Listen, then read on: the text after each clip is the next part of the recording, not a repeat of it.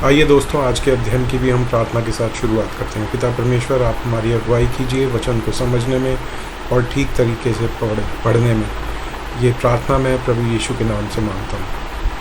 दोस्तों, आज हम प्रभु यीशु मसीह के जीवन की 81वीं घटना देखेंगे, जिसमें उन्होंने एक जन्म से अंधे व्यक्ति को चंगाई दी और किस तरह उस घटना की वजह से बहुत बड़ा विवाद खड़ा हो गया।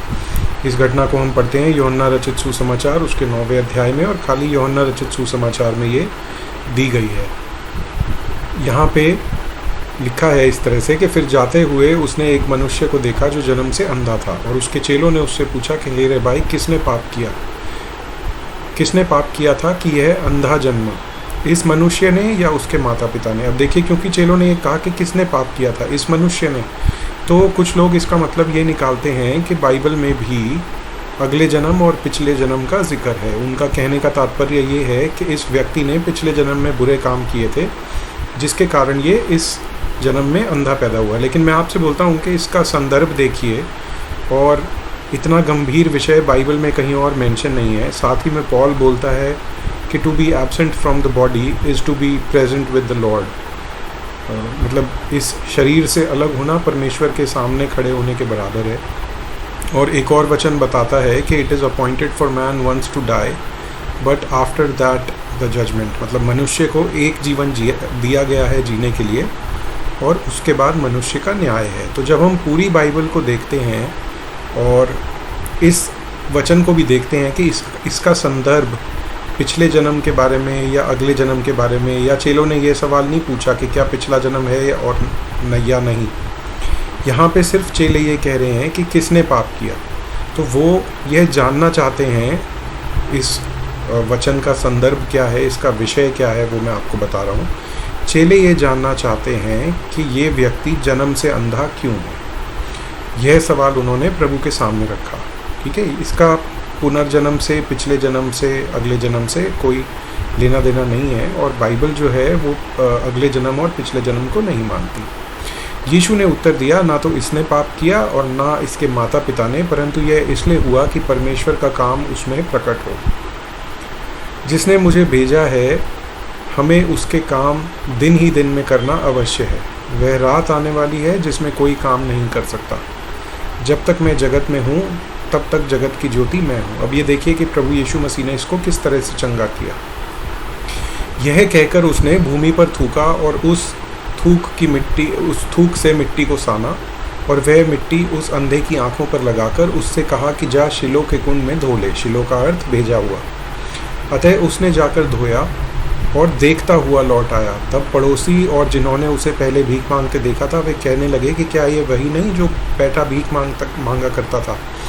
कुछ लोगों ने कहा कि यह वही है, और औरों ने कहा कि नहीं, परंतु ये उसके जैसा लगता है, ये वो नहीं है। उसने कहा, जिसको आंखें मिली थी, कि मैं वही हूँ।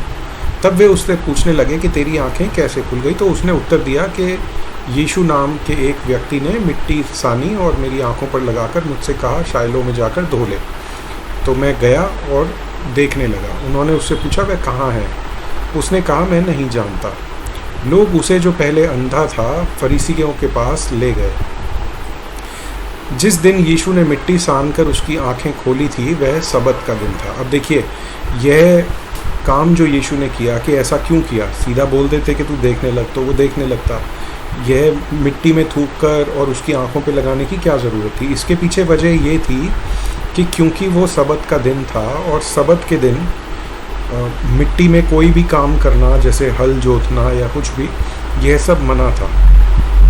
मिट्टी को इस्तेमाल करना, मिट्टी में काम करना। ठीक है, तो इस चीज़ को दर्शाने के लिए प्रभु यीशु मसीह ने जानबूझकर सबत के दिन यह काम किया, और मिट्टी को भी इसीलिए लिया थूक कर कि सबत के दिन वो दिखाना चाहते थे कि सबत के दिन अच्छा काम करने में कोई बुराई नहीं है। सबत के दिन विश्राम दिन है, लेकिन उसका मतलब विश्राम कीजिए बुरे कामों से, ना कि अच्छे कामों से। और इस विषय में प्रभु यीशु मसीह ने पहले भी बहुत बार बोला। तो ये लोग उसे पकड़कर फरीसियों के पास ले गए।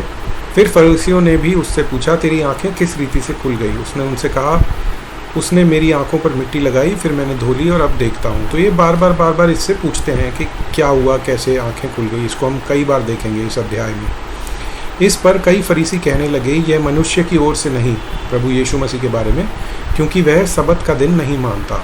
और ये इसी वजह से प्रभु ने ये काम किया था। और उन्होंने कहा, पापी मनुष्य कैसे ऐसे चिन्ह दिखा सकता है। अतः उनमें फूट पड़ गई, जो कि हमने पिछले अध्याय में भी देखा था कि यीशु के विषय में कैसे लोग जो थे वो डिवाइड हो जाते थे। और प्रभु यीशु मसीह ने जो वचन पहले ही बता दिया था कि मैं मेल मिलाप कराने नहीं पर विभाजन करने आया हूँ, वो वचन भी यहाँ पे पूरा होता है। और आज भी वो वचन पूरा होता है, जब सुसमाचार और आश्चर्यकर्म देखने के बाद कुछ लोग विश्वास करते हैं और कुछ लोग विश्वास नहीं करते।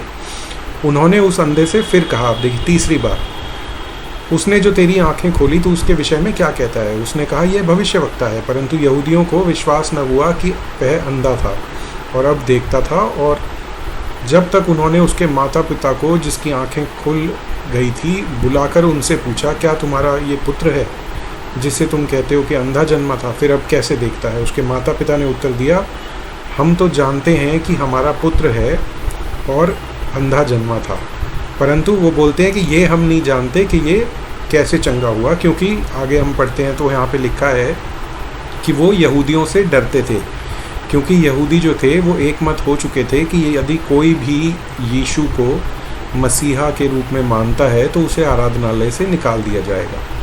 देखिए, इसके माता पिता के पास एक मौका था सच्चाई कन्फेस करने का, लेकिन क्योंकि वो आराधनालय से निकाला नहीं जाना चाहते थे तो उन्होंने ठोस गवाही नहीं दी प्रभु यीशु के विषय में। इसी कारण उसके माता पिता ने कहा कि वह सयाना है, उसी से पूछ लो।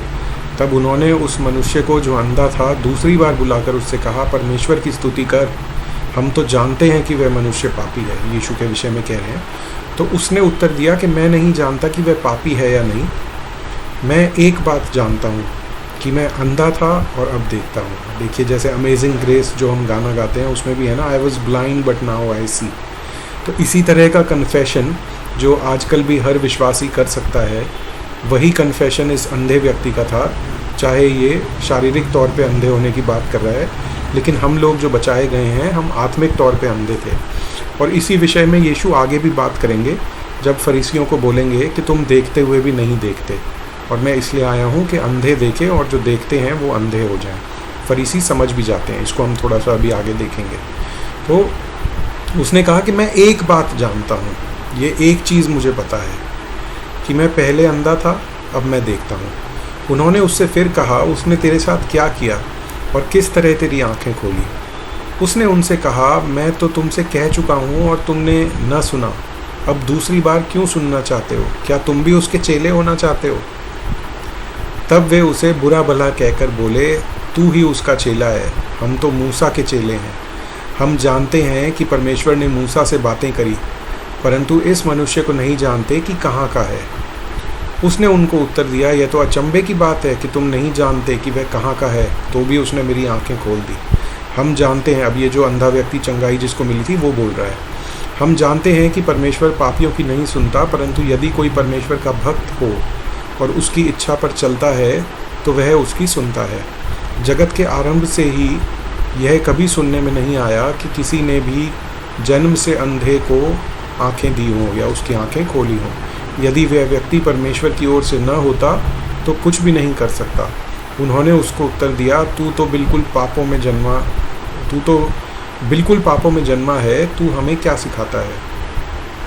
और उन्होंने उसे बाहर निकाल दिया। देखिए, जब ये इतनी अच्छी गवाही दे रहा है और उन्हें समझाने की कोशिश कर रहा है कि इस बात को तो सोचो कि वो पापी कैसे हो सकता है जब उसके हाथ से इतने आश्चर्य कर्म हो रहे हैं, लेकिन वो नहीं समझना चाहते। और ये हम इन अध्यायों में 7, 8, 9, 10 में यूहन्ना रचित सुसमाचार के बार बार देखते हैं कि प्रभु यीशु मसीह ने लोगों को बहुत मौका दिया कि किसी तरह से वो विश्वास कर लें। जब भी उनकी फरीसियों से या यहूदियों से यरूशलेम में बात होती थी तो प्रभु उन्हें अलग अलग तरीके से समझाने की कोशिश करते थे, लेकिन वो मानना नहीं चाहते थे। उन्होंने पहले से अपना मन बना रखा था कि इस पे तो हम विश्वास नहीं करेंगे। कभी वो ये विषय ले आते थे कि ये तो नाजरत से आया है, जो मसीहा है वो तो बेथलेहम से आएगा, जैसा हमने पिछले वीडियो में देखा। कभी वो ये कहते थे कि ये आश्चर्य कर्म जो करता है ये दुष्ट आत्माओं की ताकत से करता है। कभी वो ये कहते हैं कि नहीं, ये मनुष्य तो सबत के दिन को नहीं मानता, तो इसलिए ये पापी है, तो ये मसीहा कैसे हो सकता है। तो उनके पास ना मानने के बहुत बहाने वो अपने खुद के लिए ढूंढ लेते थे, लेकिन हम जानते हैं कि the just shall live by faith. जो धर्मी जन है वो विश्वास के द्वारा जीवन जीता है। तो उस तरह का हमें बनना है। कहीं ना कहीं किसी व्यक्ति को विश्वास करके ही प्रभु यीशु मसीह को अपने उद्धारकर्ता के रूप में ग्रहण करना पड़ता है। तर्क वितर्क कैन टेक यू सो फार, बोलते हैं ना, वो आपको बस कितनी ही दूर तक ले जा सकता है। आखिर में जब तक कोई विश्वास नहीं करेगा तब तक वो उद्धार नहीं पाएगा। यीशु ने सुना कि उसे बाहर निकाल दिया है, और जब उससे भेंट हुई तो कहा, क्या तू परमेश्वर के पुत्र पर विश्वास करता है? अब ये देखिए इंटरेस्टिंग कॉन्वर्सेशन है जीसस की उस अंधे के साथ। पहले उसे आंखें दे दी, अब यीशु उसकी आत्मा को बचाते हैं उसे सुसमाचार का प्रचार करके। उसने उत्तर दिया, हे प्रभु, वह कौन है कि मैं उस पर विश्वास करूं? यीशु ने कहा, तूने उसे देखा भी है, और जो तेरे साथ बातें कर रहा है वही है। अब उसका ग्रेट कन्फेशन देखिए अंधे व्यक्ति का। उसने कहा, हे प्रभु, मैं विश्वास करता हूँ। ये पहले कह रहा था कि वो भविष्यवक्ता है। याद है आपने ध्यान दिया था जब उससे पूछा कि तू क्या कहता है, वो कौन है? उसने कहा वो भविष्यवक्ता है। लेकिन यहाँ उसे समझ आ गया, प्रभु ने उसे मौका दिया और उसने कन्फेस किया, हे प्रभु, मैं विश्वास करता हूँ, और उसे दंडवत किया प्रभु यीशु को। तब यीशु ने कहा, मैं इस जगत में न्याय के लिए आया हूँ, ताकि जो नहीं देखते वे देखें, और जो देखते हैं वे अंधे हो जाएं। जो फरीसी उसके साथ थे उन्होंने ये बातें सुनकर उससे कहा, क्या हम भी अंधे हैं? यीशु ने उनसे कहा, यदि तुम अंधे होते तो पापी न ठहरते, परंतु अब कहते हो कि हम देखते हैं, इसलिए तुम्हारा पाप बना रहता है। तो ये देखिए कितनी इंटरेस्टिंग कहानी है कि यहाँ पे उस अंधे व्यक्ति की आंखें ठीक हो गई, और उसने प्रभु यीशु मसीह को जो मसीही वादा किया गया था पुराने नियम से, उसके रूप में भी पहचान लिया। तो ना सिर्फ उसे आंखें मिली, पर उसे आत्मिक आंखें भी मिली, उसकी आत्मिक आंखें भी खुल गई हैं, और वो अब प्रभु यीशु मसीह को परमेश्वर के रूप में और अपने उद्धारकर्ता के रूप में उसने ग्रहण किया है। ठीक है, फिर हम देखते हैं प्रभु यीशु मसीह का अच्छे चरवाहा का प्रवचन, जो कि हमें मिलता है यूहन्ना रचित सुसमाचार में ही 10:1 से 21 तक। तो इसको भी हम पढ़ लेते हैं। यीशु मसीह ने यूहन्ना रचित सुसमाचार में 7 वचन हैं जिनको कि 7 आई एम स्टेटमेंट्स बोलते हैं। जैसे प्रभु यीशु मसीह ने कहा, मैं हूँ 7 बार। उन्होंने कहा, जगत की ज्योति मैं हूँ, मार्ग में हूँ, सत्य में हूँ, जीवन में हूँ। और यहाँ पे प्रभु कहते हैं कि मैं अच्छा चरवाहा हूँ, I am the good shepherd. मैं तुमसे सच सच कहता हूँ कि जो कोई द्वार से भेड़शाला में प्रवेश नहीं करता, परंतु किसी दूसरी ओर से चढ़ आता है, वह चोर और डाकू है। परंतु जो द्वार से प्रवेश करता है वह भेड़ों का चरवाहा है। उसके लिए,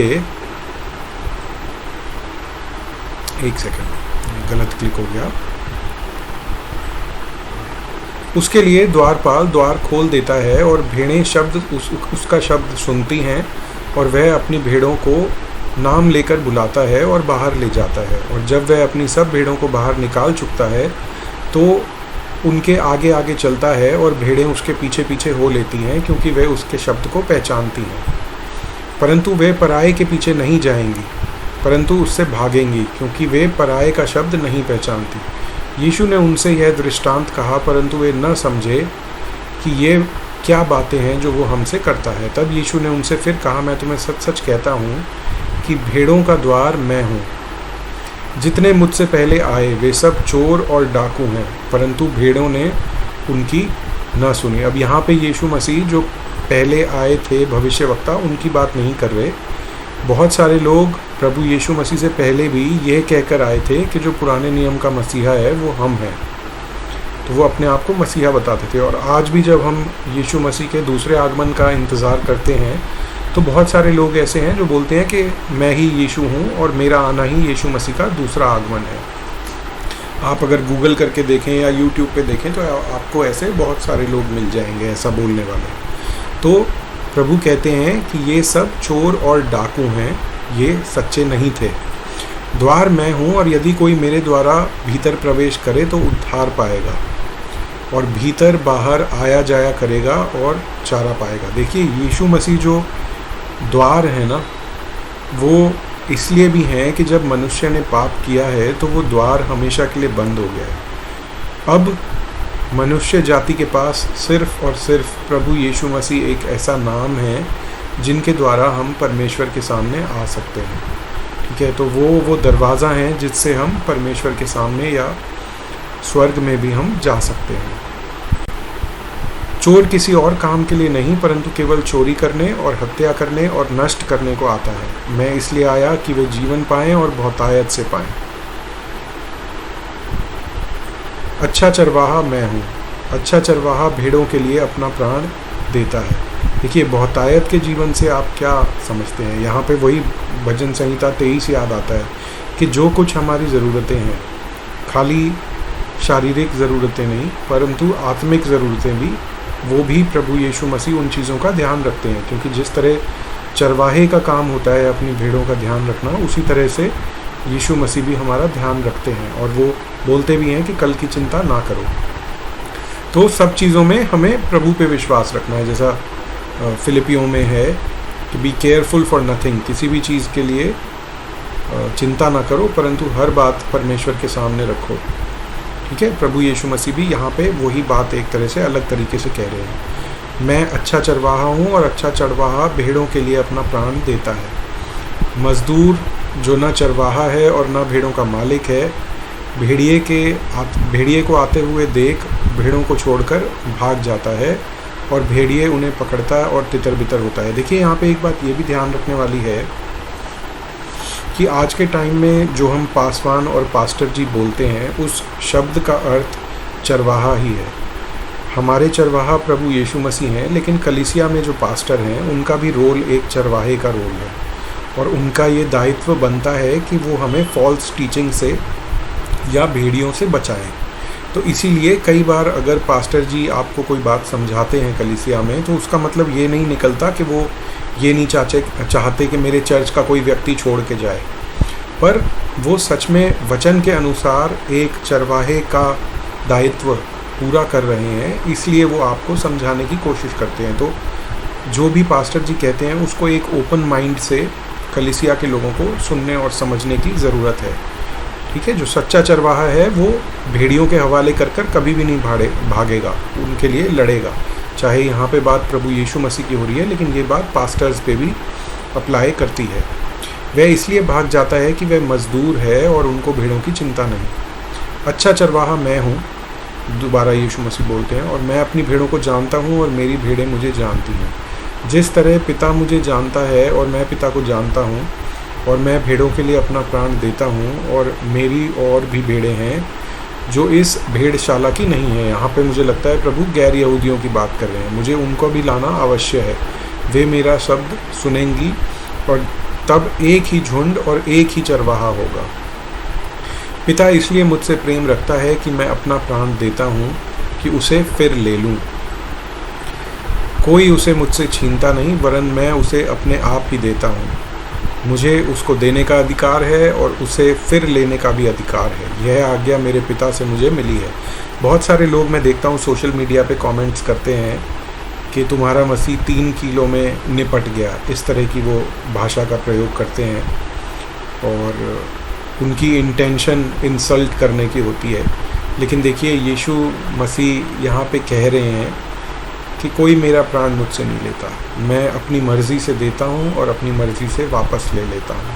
एक जगह और प्रभु यीशु मसीह कहते हैं कि मैं अगर प्रार्थना करूँ तो परमेश्वर कितनी 4 लीजन या पता नहीं कितनी लीजन स्वर्गदूतों की भेज देंगी। लीजन आपको पता होगा, जो उस गडरीनी के अंदर थी आत्माएं इतनी सारी, 1000 या 2000 सैनिक एक लीजन में होते थे। तो प्रभु कहते हैं मैं प्रार्थना करूंगा तो स्वर्गदूतों की सेनाएं आ जाएंगी, लीजन्स आ जाएंगी मुझे बचाने के लिए, अगर मैं क्रूस पर से प्रार्थना करूं तो। लेकिन प्रभु यीशु मसीह दुनिया में आए इसीलिए थे कि अपना प्राण एक बलि के तौर पर हम सब पापी लोगों के पापों का बोझ अपने ऊपर लेकर वो दे दें। इस बात के कारण यहूदियों में फिर फूट पड़ी। उनमें से बहुत सारे कहने लगे कि उसमें दुष्ट आत्मा है और वह पागल है, उसकी क्यों सुनते हो। औरों ने कहा, ये बातें ऐसे मनुष्य की नहीं जिसमें दुष्ट आत्मा हो। क्या दुष्ट आत्मा अंधों की आंखें खोल सकती है? ठीक है, तो यहाँ पे हमने 21 तक देख लिया। 21 के आगे 22 से जो 88 है इसमें हम देखेंगे। तो आज हम इतना ही करते हैं। आगे का मैं आपको थोड़ा सा बताना चाहता हूँ। I and the father are one. यहाँ पे यीशु मसीह जो हैं, इसको हम बाद में देखेंगे, पर ये बोलते हैं कि मैं और मेरे पिता एक हैं। जिसने मुझे देखा उसने पिता को देखा है, और मेरे जो काम हैं वो इस बात की गवाही देते हैं कि मैं परमेश्वर से आया हूँ। तो इस बात से ये यहूदी जो हैं आखिर में गुस्सा होकर पत्थर उठा लेते हैं, और प्रभु यीशु मसीह कहते हैं कि मेरे कौन से अच्छे काम के लिए तुम मुझ पर पथराव करते हो। तो वो कहते हैं अच्छे काम के लिए नहीं, पर इसलिए कि तू अपने आप को परमेश्वर के बराबर बताता है, इसलिए हम तेरे को मारना चाहते हैं। ठीक है, तो आज हमने यही 2 घटनाएं ही देखी। जन्म से अंधे व्यक्ति पर विवाद और अच्छे चरवाहे का प्रवचन। तो आइए हम प्रार्थना में समाप्ति करते हैं।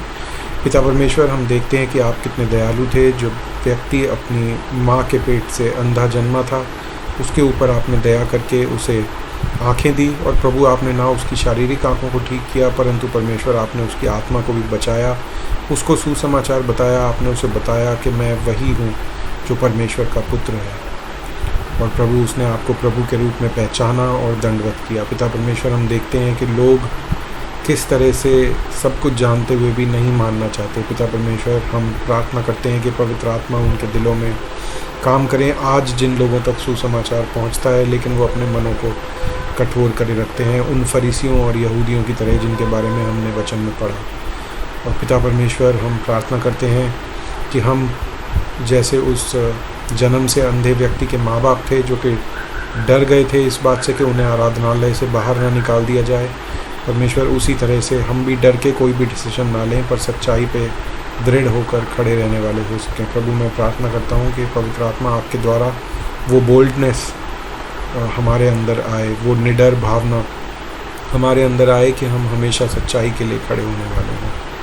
और पिता परमेश्वर, हम धन्यवाद करते हैं कि आप हमसे इतना प्रेम करते हैं प्रभु, कि आपने अपने प्राणों की बलि हमारे लिए दी, जिसके द्वारा हम बचाए गए हैं और जिसके द्वारा हमने उद्धार पाया है। हम जानते हैं प्रभु कि आप अच्छे चरवाहा हैं, और हम आपको पहचानते हैं और आपके पीछे चलते हैं। और हम इस बात को भी याद करते हैं कि आपने कहा कि हमें किसी चीज़ की चिंता करने की ज़रूरत नहीं है, हमें सिर्फ स्वर्ग के राज्य का खोजी होना है, और आपके वादे के अनुसार बाकी सब चीज़ें जो हमारी ज़रूरत की हैं वो हमारे जीवन में हमें मिलती रहेंगी। पिता परमेश्वर, हमारे जीवनों से आपकी महिमा होने वाली हो सके। हमारी मदद कीजिए प्रभु उन पापों के ऊपर काबू पाने में, जिन पापों से हम रोज़ जूझते हैं प्रभु, और जिनके कारण हमें आपके सामने शर्म आती है। पिता परमेश्वर, मैं धन्यवाद के साथ यह प्रार्थना प्रभु यीशु मसीह के नाम से मांगता हूँ।